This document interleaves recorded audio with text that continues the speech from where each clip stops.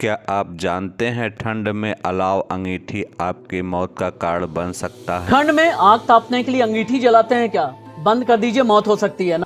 ठंड में अलाव और अंगीठी से लोगों की मौत क्यों हो जाती है, इसके पीछे का कारण और विज्ञान जानते हैं। इसके पीछे का विज्ञान यह है, ठंड से बचने के लिए हम अपने कमरे के दरवाजे खिड़की सब बंद रखते हैं जिससे उसमें ठंड हवा ना आए। और उसके बाद क्या करते हैं, जब ठंड ज़्यादा हो जाता है तो हमारे घर में अलाव होता है या अंगीठी होता है, तो ठंड से बचने के लिए अलाव और अंगीठी को हम अपने कमरे में रख देते हैं। और अलाव या अंगीठी से कार्बन डाइऑक्साइड गैस निकलती है, कार्बन मोनोऑक्साइड गैस निकलती है जो कि गंधहीन गैस होती है, जिसमें कुछ धुआं भी नहीं होता है, कोई गंध भी नहीं होता है। और जब हम सोते हैं अंगीठी लगातार जलती रहती है और हम जब सांस लेते हैं तो सांस लेने के कारण से हमारे कमरे का ऑक्सीजन कम हो जाता है। और जो है हमने अलाव रखा है, अंगीठी रखा है, उससे कार्बन डाइऑक्साइड, कार्बन मोनोऑक्साइड, जो कार्बन मोनोऑक्साइड होता है वो हमारे फेफड़े में जाता है, पहले हमारे शरीर को बेहोश करता है।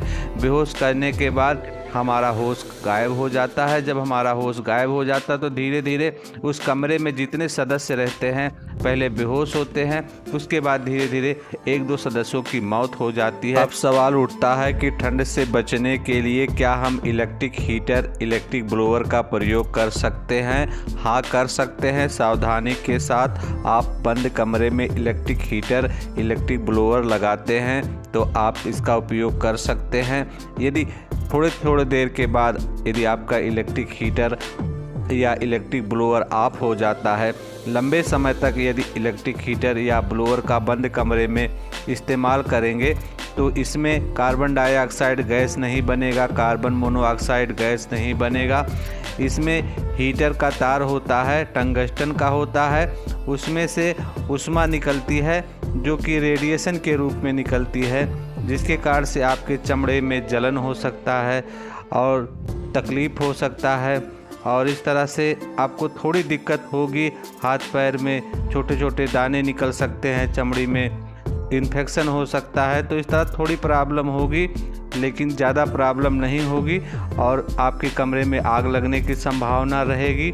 आप अपने कमरे के आमने सामने की खिड़की को खोल करके, जिससे कमरे में हवा आए और जाए, इसके बाद आप इलेक्ट्रिक हीटर, कोयले से चलने वाले अंगीठी का प्रयोग कर सकते हैं। और यदि आप जग रहे हैं, आप होश में हैं, आप दिन में हैं, कोई काम कर रहे हैं, जागते समय आप इलेक्ट्रिक हीटर, अंगीठी का प्रयोग करते हैं तो ज़्यादा अच्छा रहेगा।